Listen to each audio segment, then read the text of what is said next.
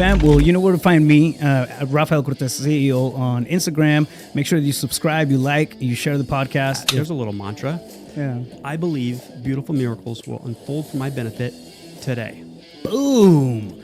Are you thinking big enough as an entrepreneur, as a human being, right? Just period.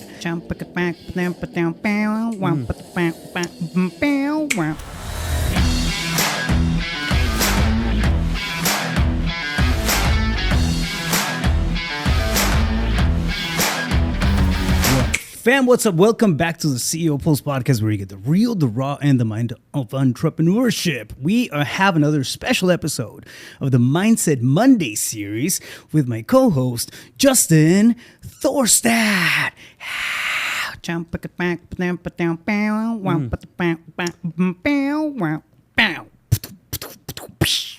Not bad, man. Not bad. Thank you. How'd you like that one? That was fantastic. You were not expecting that grand finale, were you? No. Thank you. I know. I'm telling you. I am telling you. I feel like that was a big finale. I was thinking big right there. Yeah, you were. Which takes me to today's Mindset Monday topic. It's never going to stop. No. All right. No. So, are you thinking big enough? Are you thinking big enough as an entrepreneur, as a human being, right? Just period. A lot of times we get into these cocoons of thought or limited, we talk about limiting beliefs all the time. We talk about breaking through paradigms and whatnot. I feel like one of the things that we haven't really drilled down that hard on has been the big think. Right. And a lot of times opportunities will come at you bigger than you expect them. Mm-hmm. Right. And they were not even in the radar. And because our thought is not, our thinking is not big enough, I guess, they can be easily lost. Right. So sure. That's one thing that we're going to dive into. Another thing, it's kind of like a sub-bullet point of that topic. It's going to be not believing everything that you think.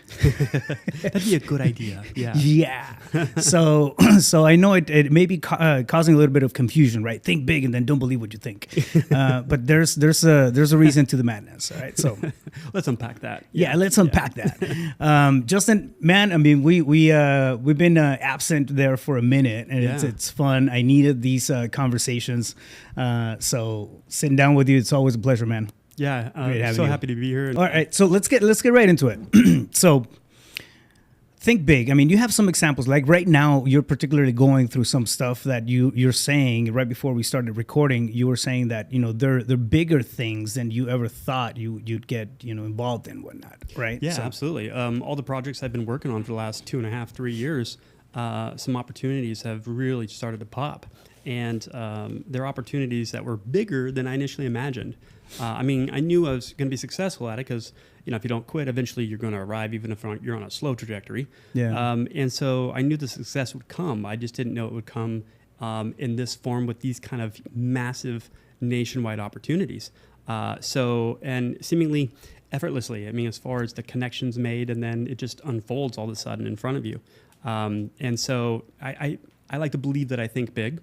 However, these opportunities were bigger than I imagined, and that's really beautiful. Where was walk me through it? I mean, what was the catalyst? What do you think?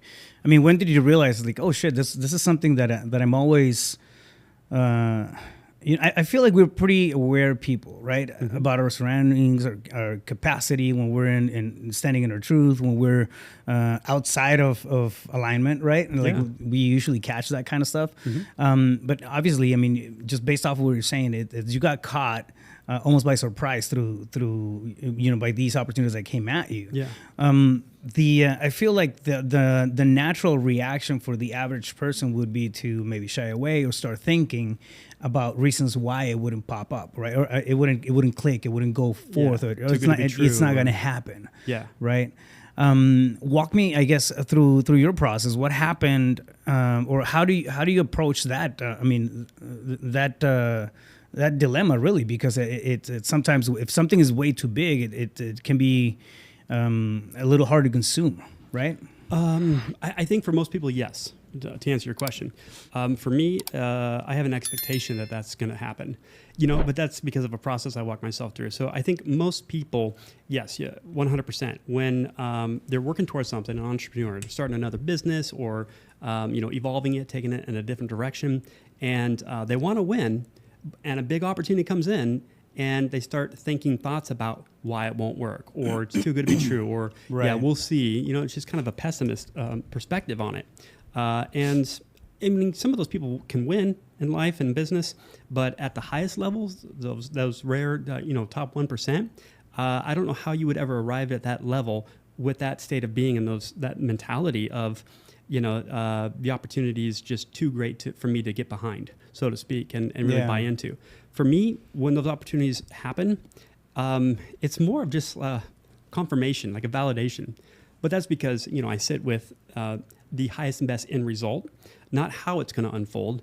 And in my imagination, I experience that success, the results of it anyways, the income, the lifestyle, the whatever, the feeling of it. And it's so bizarre because these opportunities really just came from someone telling me, hey, so-and-so wants to talk to you. Or, if someone reaches out to me and says, hey, we need to have a conversation. And all of a sudden, boom, like it's there, right there. It's done. And what did I do for that? Besides the 3 years of work and effort, mostly sitting down first thing in the morning. The legwork, and envisioning that success. How else are you going to go there in the body if you don't first go there in the mind? Yeah, I think, that's a very, very strong, very strong point too, right? We can't, I don't know, I guess here's a logical me, having a split mind about it, right? So if I can't see it in my mind because I'm not thinking big enough, am I automatically leaving all these opportunities out, or you see my dilemma? Yeah. So okay. Totally. And again, we've gone through a lot of work, and it's still a logical question that pops up. And I think the logic behind it is really what kills the magic, right? But it's a different topic. But if you're sitting there and you can't envision it, I feel like it is going to block, the energy of something coming at you, somehow, some way, right?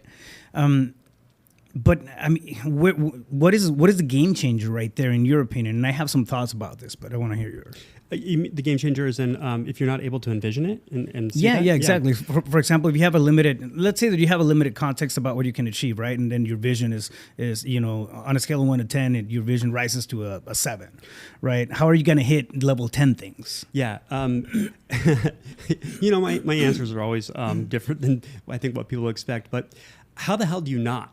Because here's the deal, like if you're not thinking really big, and by the way, my thinking big today is like astronomically bigger than I thought it was when, 5 years ago, right? Like, so it's always growing and evolving.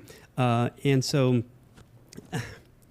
like if you're an entrepreneur and you're in business, or, you're in real estate and you're just looking for that next deal, like wherever you are in your journey, like why would you not think bigger? Why would you not think past what your current circumstances are and like just play with that idea, flirt with it? You know what I mean? Like try it on. Like it's like going to a store. You go to a really expensive clothing store and you try on a really nice suit, a $10,000 suit. You may not have the money to buy it, but you can still try it on, right? Yeah. Like go test drive that dream car. Like try these things on and play with it, because that's the spice of life, man. And if you're not doing that, you're boring.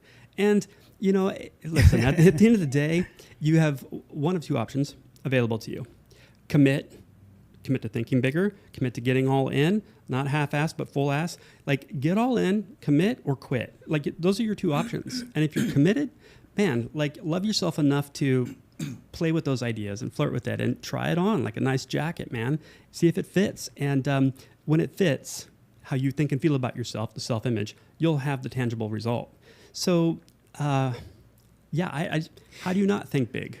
Unless you got like a negative predisposition, or maybe let's say you were successful at one time and then a market shift wiped you out, or you were whatever. Yeah, you're going to be a little bit apprehensive about getting back out there. Why? Because you have negative engrams that are already just in your conditioning. But that's a choice. That's thinking. That's not serving you, and that's a choice. And I want to get into the thoughts versus thinking conversation too here in a second. One of the things that I do to I mean, I can't presume that I can envision everything that I'm capable of. Right? No, yeah, we don't know the upper limits. Yeah, exactly. That's a reality. It's a very real thing. We don't know what we don't know. We don't know how far we can get. We don't know how close we can get. We don't know. But there's this one phrase, and I picked it up years ago. And it's a reminder. It's a constant reminder when I'm, I don't know, it's just like hitting a wall on something. Even if it's not a vision thing, right? But I always go back to this one thing that it's always leave room in my head for the possibilities. Yeah, man. Always leave room in my head for the possibilities. Whether that's an issue, that's a problem or a situation that you're dealing with, whether it's, this big, master plan that you have for success over the next, 10 years, 5 years, 3 years, 2 months, whatever. You always have to leave room in your mind for the possibilities. And what that allows me to do, just, I guess imagery wise, is to set up this little blank area where I know that my brain is not, and I know it sounds a little weird, but I'm a very graphic guy, right? Yeah. Like I learned through,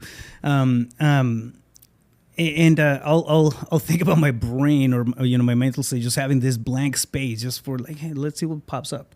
Like, if it's something that comes up, like there's room right there for something. I don't know what that something is, but I'm thinking about all these other things. But there's still room, literally a room in my head for the possibilities, and that's how I imagine that. And that usually gives me the I guess not the comfort, but the ability to rapidly embrace, right? Oh, that's what that was. Yeah. All right. So I wasn't seeing these things. Now that's right in front of me. I can embrace it, right? There's room in there. Yeah. Well, I think you have two options. You can think about the infinite possibilities and the potential, and how beautiful that can be, or you're going to think about what's going to go wrong and why it won't work out, and like just pick one.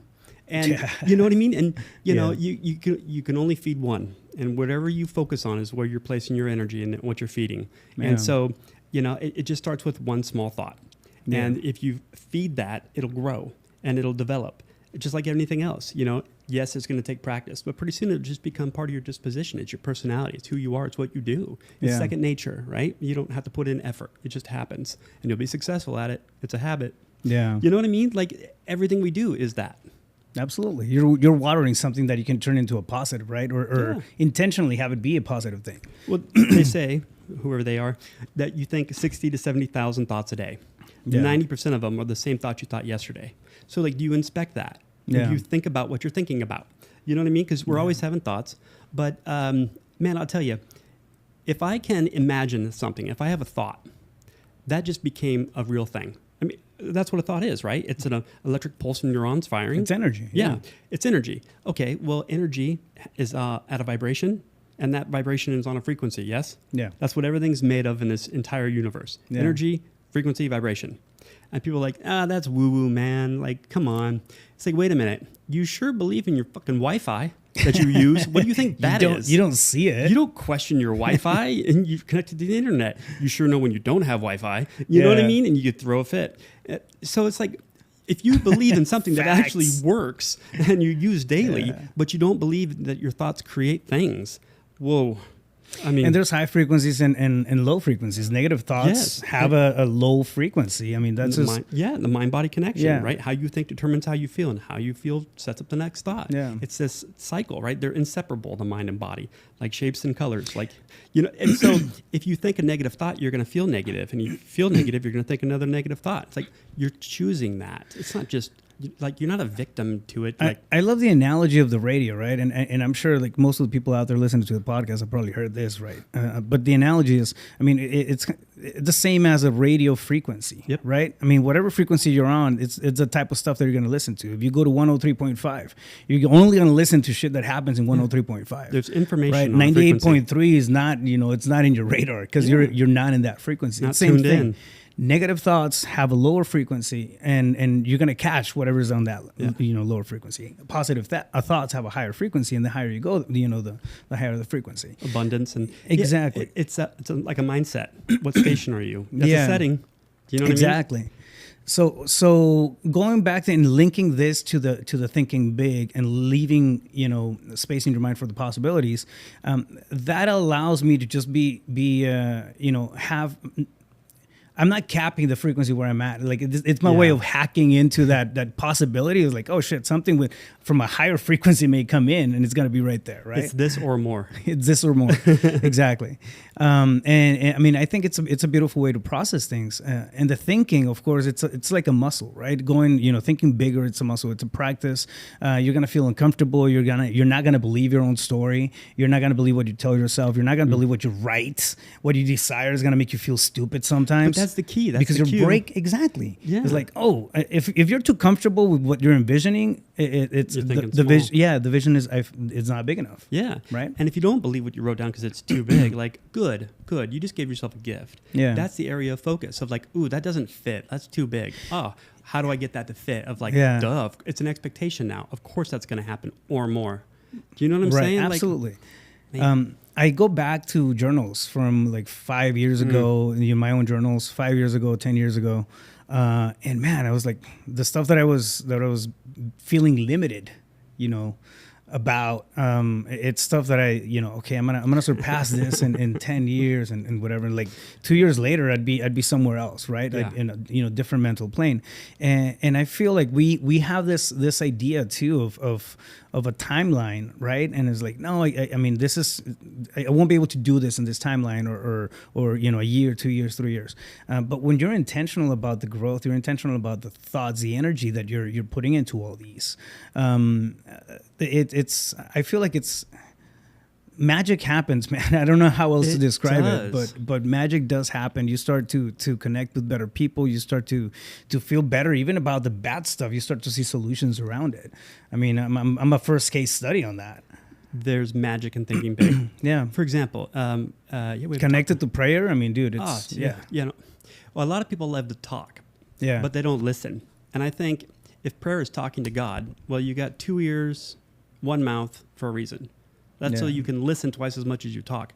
If prayer is talking to God, meditation is listening. I mean, that's when downloads come in. That's when solutions, processes, strategies, ideas come from. Like, it doesn't come from you, right? And so you got to tap into that and be a conduit of it. Yeah. Well, you got to create time and space for that every morning. I mean, and when you have an experience that there's something to that process because you're tapped into a frequency, there's information on frequency, and you get that idea that came out of nowhere, like a download, and you implement it and you win, man, that's confirmation that it works. And why would you ever miss a day? So let's segue into that because it's, I mean, you're talking about genuine thoughts, authentic thoughts, right? There's a big difference between thoughts and thinking. A thought, in my understanding, in my opinion, I mean, it's pure. It's something that comes in from it's a download during meditation. It comes from your subconscious. It's a spark of a moment, right? Yeah, like it just happens. It just poof. Yeah. Right. Boom. A thought.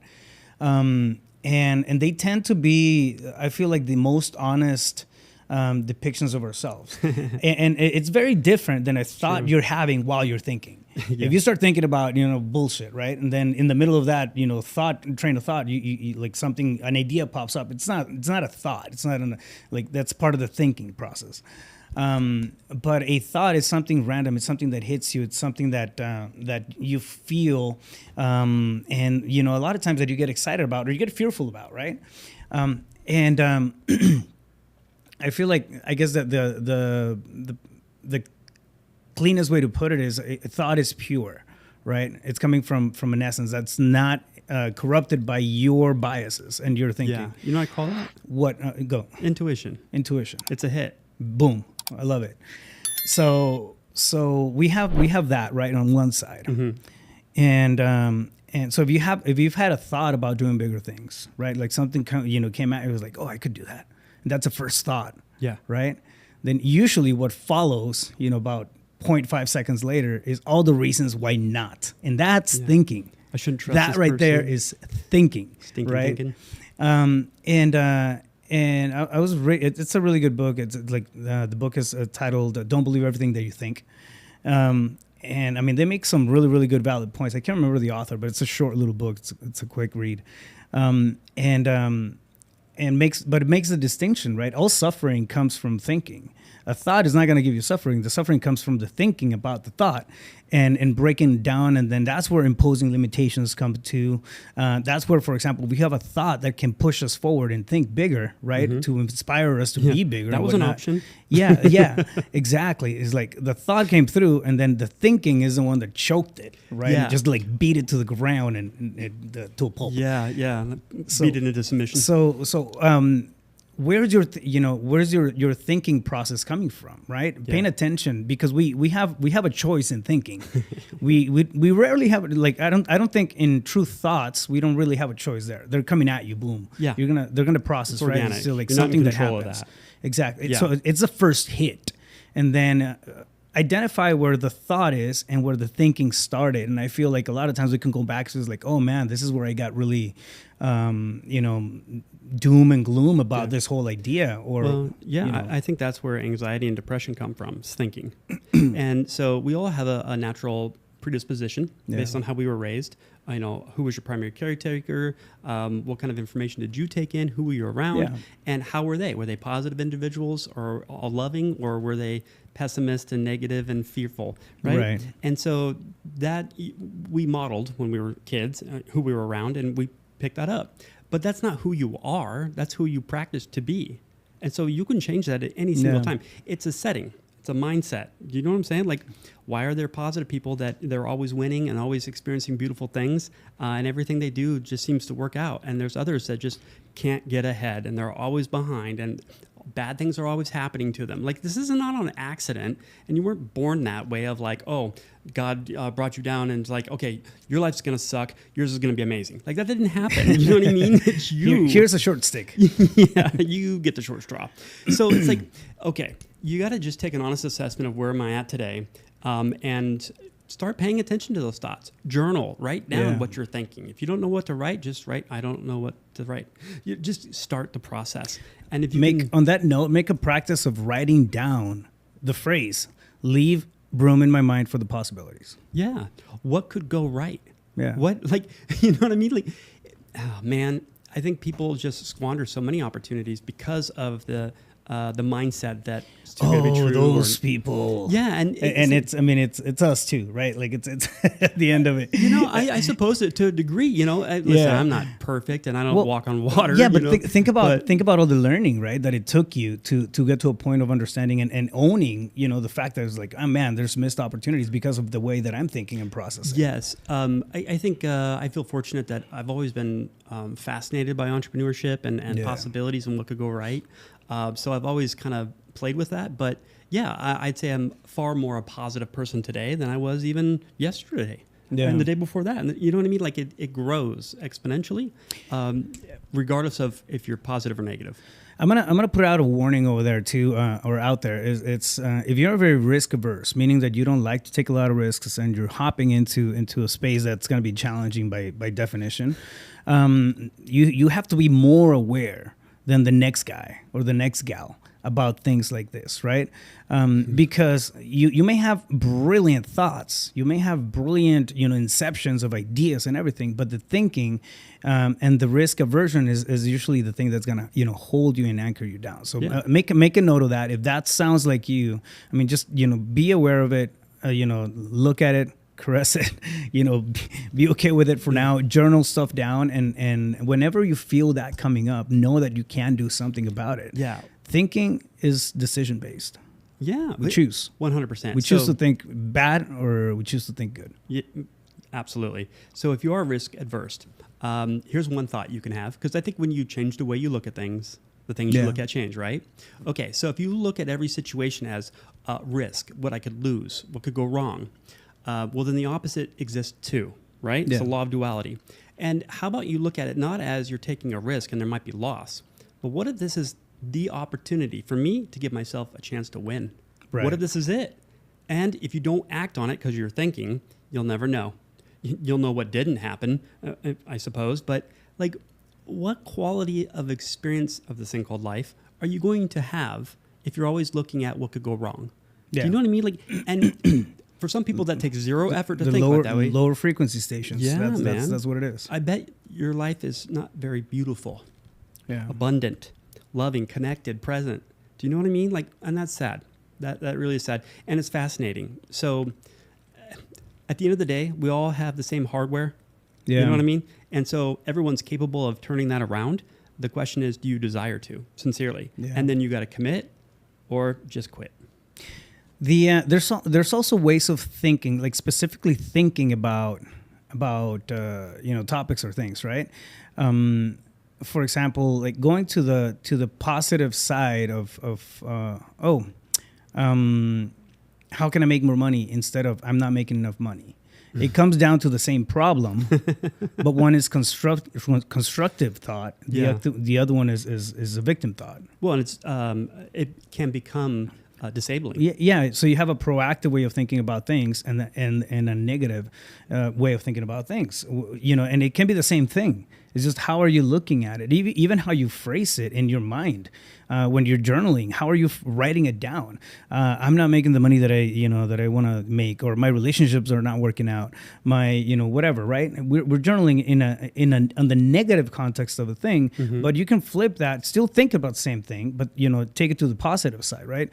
On more of a proactive approach and think about the possibility of what's coming at you, what's open, right? How can I make more money or generate or keep more money or whatever? How can my relationships thrive? Yeah. How can, that's a positive way of thinking about the same issue as opposed to why. One shuts it down and the other opens the door, right? Now, here's the key with that, in my opinion.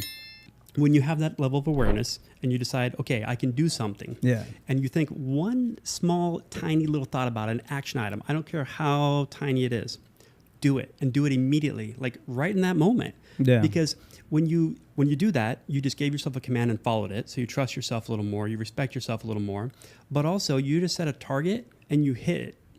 Yeah. And when that's how you build momentum. Set and hit short-term targets, right? Okay, now when you hit that target, you're like, oh, then I don't know what to do. Yes, you will, because as soon as you take the first step, it's only then does step number 2 become available to you and present itself. So you don't have to be smart and have a 100-step action plan. Just take the first step. Step 2 will unfold for your benefit. Like it'll be right in front of you. But you only unlock that when you take action. Absolutely. I love it, man. There's so many things that we can unpack here with this particular topic.